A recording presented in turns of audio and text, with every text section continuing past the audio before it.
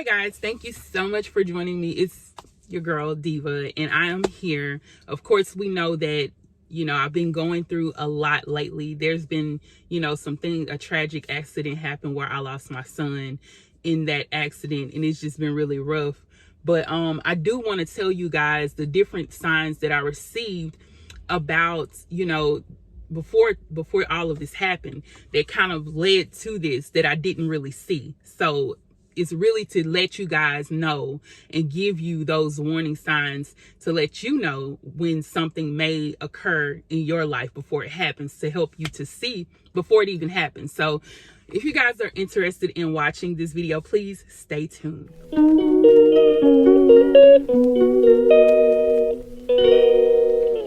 All right, guys, thank you for staying with me. I hope that you did come in and hit the like button. Make sure you share the video so other people can know these signs in order to know what's going to happen, okay? So you may say, okay, you're very chipper. Of course I am, because I look at this situation as God opening my eyes, or opening the eyes of the people around me. A lot of us are receiving warning signs anyway, so that, the Most High can veer us back on the right path. And of course, I have my days. I have my moments, because it's not just days, it's the moments in time and throughout the day where I have certain things that happen, and it just brings back those memories, and you begin to cry, and it's just like, God, what's up? Help me. So right now I'm feeling pretty okay, because I'm able to do this video. So, and we know that God won't put on us more than we can bear. So of course he knew I could handle this in a certain way. He knew that I could handle this, but I also feel like this is a part of something that's going to help the community, help people to move on with life, and also while you're going through that grieving stage. All right, so let's move forward into the signs that I received. So for you guys who know me, you know that I moved to Florida about 2 years ago, right? And I was living there, and I remember specifically having a dream about a funeral. I specifically remember this whole entire vision that I received. It was like, I remember seeing family members from both sides of the family. I remember seeing a big picture by the podium of whoever it was that passed away. Couldn't quite see who it was, but then I seen one of my other children. They were at the podium talking, so I'm like, why would my son be at the podium talking at this, funeral? And I saw my nephew. My nephew was there. He was consoling me. I was crying. He was there. And so like two years, well, it's been about a year later. Well, this just happened recently too. We lost my grandmother. And I figured that was the dream. I was like, well, yeah, that may be the dream that I had. And maybe that's what that vision of the funeral was. And I was like, well, okay, we good. So that's what I thought. But I specifically now look back and see that, like, when I first came back to my home state, I had a vision of one of my other sons. He was like in the car, but he was laying on the dashboard. But when I see visions, it's a difference. When I saw the dream was, it was colorful. You can see everything, okay? Except for the picture. I didn't know who was on the picture. But in my visions, it's more like a silhouette, right? It's more like a silhouette. But it's like God gives you the knowledge of who it is that he's showing you. So it was like this. Okay, so what happened, I saw him laying on the dashboard, but there was no wreck. There was nothing. It was just almost like he just fell asleep on the, in the car on the dashboard. No, he was in the passenger seat too. So I had nothing to think, because I know during that time, him and his friends, that cousins would, and his uncle, sometimes they'll be sitting in the car just, talking and stuff. So I was like, well, maybe that's what that was. Maybe God just showing me what he's doing right now. Like, that's what it was. Not realizing now, looking back, that was a vision specifically concerning what happened to him in the car accident. So I'm like, I wish I would have known, but I still feel like this was already written. God makes no mistakes. Some people we will lose in our lives, and some people will live long lives. Not everybody's going to be able to live a long life. And I feel like this thing that happened was something that was already predestined or pre-planned. And it could be to wake up the children, wake us up, wake up the family, wake us up, you know, to get us to be able to see that it's not time for us to be playing. It's no time to play. We never know when our life will end. None of us knows that. I told you guys that the other day. And that was a specific vision that I received. And I'm trying to see, I thought I had a third one. What was the third one? I know that the oh, let me let you guys know what happened before the night before his accident. The night before his accident was really weird, but in a good way, I guess, because the dream that I had that night before I was awakened, was me and him. We were on this pond. It was beautiful. It was a pond, and we were on a boat. It was like a canoe. We were on a boat, and it's like it had the little, you know, the paddle boards for us to move, but we were just sitting there on the boat. The sun was shining. It was so beautiful, and I was like, it's so peaceful here. That's my thought. Like, it's so peaceful here. We're just sitting in the pond on the boat. So I just started to realize, like, he's at peace. Like, this is what that meant. But when I woke up, it had, like, when his dad called and told me all of this, I was like, what the heck is going on? I just couldn't gather it. I couldn't. It was almost like it's a shock, but you don't want to face the truth, right? Because somebody tells you something like that, like, no, this can't be true. And of course, at that time, they couldn't really identify who my child was, because the severity of the accident, you couldn't tell. But we knew, like, his cousin got thrown out the car, and they knew who he was because I think he had a debit card on him or something. So they knew it was him. So everybody knew that Darren was with him that day, right? So everybody put two and two together. And of course, he hadn't made it home over in the night. So obviously we knew, like, what was going on. Like, obviously we knew, like, that it's possible that could have been Darren in the car. But my hope was, that's not my son. He about to come walking up anytime soon. He gonna walk up and be like, what are y'all doing here? Like, why y'all over here? Because we were at their house, and I just kept thinking, like, he's gonna walk up anytime now, and that's gonna be my son. Like, he's gonna be okay. But lo and behold, of course, we know that we've already had the funeral, everything, you know, panned out. The shoe that he was wearing was his shoe, and so we know it was him, unfortunately. So we have pieced that together, and like I told you guys, it was just more like that dream gave me peace, knowing that it almost felt like I was sitting there waiting with him until God came and got his spirit. That's what I felt like, came and got his soul. I really felt like that, because it was like, okay, wow, it's so beautiful. Like, that's such a beautiful dream that I had, and I just understand that God allowed me that time with him, even though, you know, the time on earth, but also the time in spirit. Like, that's a blessing all by itself. Like, being able to see that he was there and he was at peace. We were on a peaceful pond, and it was like, wow, this is beautiful. This is so beautiful.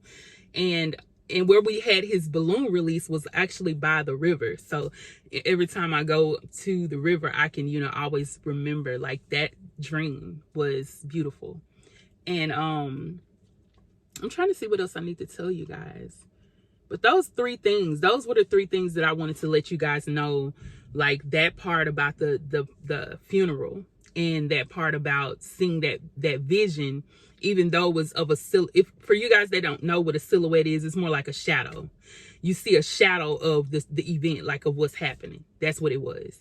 So that, seeing that silhouette and having that dream about the funeral, and the thing that happened the night that it happened, me having that beautiful dream about him. So I also had another dream about him, because I cried and cried out to God. I was like, I need to see my son. I need to see him. I really want to see him in a dream, because I know I'm a dreamer. I'm like, I need to see my son. So it was almost like the third night after it happened. It was so soon. Like, a lot of people say that you normally don't dream about a person once they, like, first die, but it really happened quick. It was like 3 days after it happened. And I was like, wow. So the dream was kind of like, he was there, And I had my other son, the one I told you I had in the dream, that was at the funeral talking about him. It was me and him. We were hugging Darren, and I was able to hug him. And it was just an intimate moment where he was kind of telling me, in spirit, people don't just talk. It's not a talking. It's almost like you read them. It's like a telepathic talk. He wasn't talking. It was like a telepathic message. Like, I'm sorry. I feel like I failed you. That was like the dream that I had. And that's what he was insinuating. And when I woke up, I just let him know, baby, you made me proud. I'm happy you made us all proud. We're happy that you were here with us. And I know that you had to leave, but it's okay. And I just had to free him. And I kept getting, also throughout the days, I would see different messages, maybe on YouTube, Facebook, Instagram, something like that. It would be different messages like, let him go. Let him go.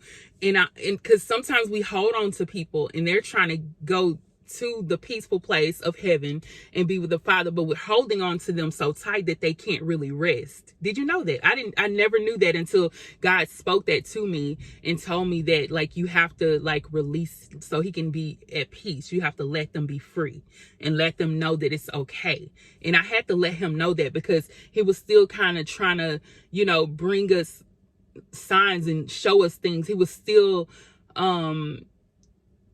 hovering over the earth. I feel like he was still here. You know what I mean? If you understand, it's almost like he was in between at that time. And oh my God, I just remembered another day, and it may have been the second day after it happened, because me and his dad was here at the house and he was in the car crying. And I went in and I was holding his hand and we were talking, and he was crying. And, I'm sitting there trying to console him and let him know it's going to be okay. I just said, I wish God would show us. I said, I wish he could show us that he is okay. Show us a sign just appear before us. So there were like two guys walking outside. It was late at night. And I looked over, like his dad was crying. His head was down. I'm looking up, like looking around. And the guys were walking past here. And I looked over to the side right there. And the two guys were walking, but there was like a smoky figure, right? And I know it wasn't smoke because smoke usually blows away. You'll see it blowing away. But it was like a straight up and down smoky figure. And I was like, I kept looking. I'm like, what the? And I kept looking, and it just kept following them. It was walking behind them. And I'm looking like, what the crap? And then once I told his dad, I was like, look. He disappeared. It disappeared. Like, what the crap? And you ask God to show you certain things. And I've never really seen anything in spirit like that, like what I saw over there. And I was like, whoa, I just seen Darren. He just kind of showed himself to us in a way. And that was like confirmation that, God will show you things. He will allow you to see. And like I said, I felt like he was still kind of moving around in earth. But the other day I was like praying in the spirit. I was praying and I asked God, it's almost like I could feel that Darren was telling me, to let him be okay. He's okay. He's going to be with the Father. And I just kind of like saw a vision of him going up, like with the Father to the light, right? And they gave me so much confirmation and peace. And I know it sounds kind of weird, but that's what it is. There's things that happen in spirit and there's things that happen in physical, and we have to understand the two. And sometimes we won't understand, but I'm understanding that I was able to see him go up, and I finally set him and allow him to be at peace. So I was like, okay. And that's why, that brings me comfort. A lot of that brings me comfort with us being on the pond, and also me seeing him go up to the light, to God. And it was like, okay, my baby is at peace. He's okay. And even though, you want to be upset, you want to be mad and angry because of the driver. We don't know if he was underneath whether he was intoxicated or not. You want to be angry, but they're both gone now. Like, it's just like, you can't be angry at somebody that's not here. And we don't quite understand what God is doing, but it's almost like he gives me this peace to where I can say, okay, I know he's with God. I know that. And I had confirmation because even when they preached the sermon at his funeral, Darren was actually baptized. Darren and Aaron were actually baptized together. And, he confirmed that he was with the Father. And so one of my niece even told me that she felt like it, because she spent a lot of time with him as well, and she could tell, you can tell somebody's spirit. Some people, like I have people in my family that don't want to listen and don't want to follow what God is saying, and sometimes they don't listen because they don't believe. But Darren, the way that I would talk to him and get him to read the word, and some of the things that he would do, he was very meek. He was very meek. He would learn. He wanted to listen. He would follow my instructions as a child should. That's what he would do. As long as, we were together, he would make sure he did what I asked him to do. He was good. Like, he did good things when he wasn't around peers. It was almost like peer pressure around him. And that's another thing. I feel like God wanted to pull him away from a lot of the things that's happening here in this world, where in the community, in the city, period.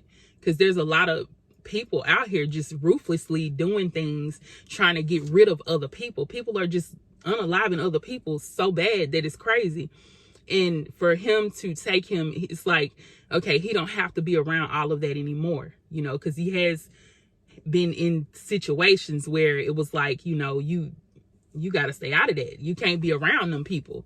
And so I feel like God got him ready. He went, and they were actually, they had just graduated, and they started working. They were paying bills at their own house, and my kids were like doing what they were supposed to do. They was actually telling me that, Mama, we gonna be straight. Darren would always tell me that we gonna be straight. They saving money so we can all get together and be together again. But it's like they were really trying to be on the right track. And that's why I feel like God brought him to that place of like, let me get him prepared to go with me, because I do want him with me, or whatever it is.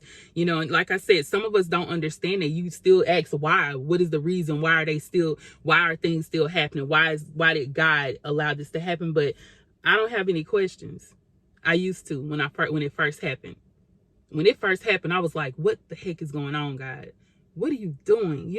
But now it's to the point to where I'm just like, God, I'm starting to think that, like, okay, God, I do understand now. I'm not questioning you. I mean, I'm not questioning anything that you've done, because whether I'm going through a moment of like Job, or whether I'm going through this one moment in time that, it might not be something that I want, I still have to understand that God has a plan and purpose in this situation. So I'm kind of like, I'm not upset.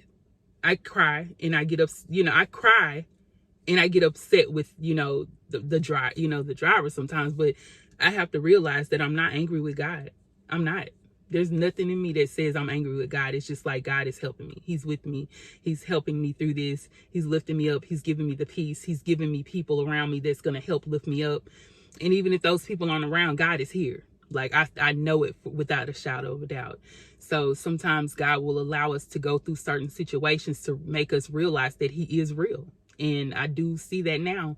And I just want you guys to know that those were the signs that I received. And oh yeah, of course, the nephew that was in the dream that was consoling me at the funeral, he was here. And they actually live in okay, so it's like Seattle. They stay way in Seattle, and they actually came here on a flight to come to Darren's funeral, and he was there to console me. And it was crazy because it was his birthday on his funeral. My son's funeral was on my nephew's birthday, and that part of the dream just lets you know something is connected there. And my nephew actually lost his father in an accident. It was a motorcycle accident, and so he understands, like, he might not understand my situation, but he's been there to where he lost someone like that. And so he was there to console me, and that's part of that dream. I just wanted to throw that out there. But anyway, I hope you guys stay blessed, and please do not give up on life. Understand that God is working things out.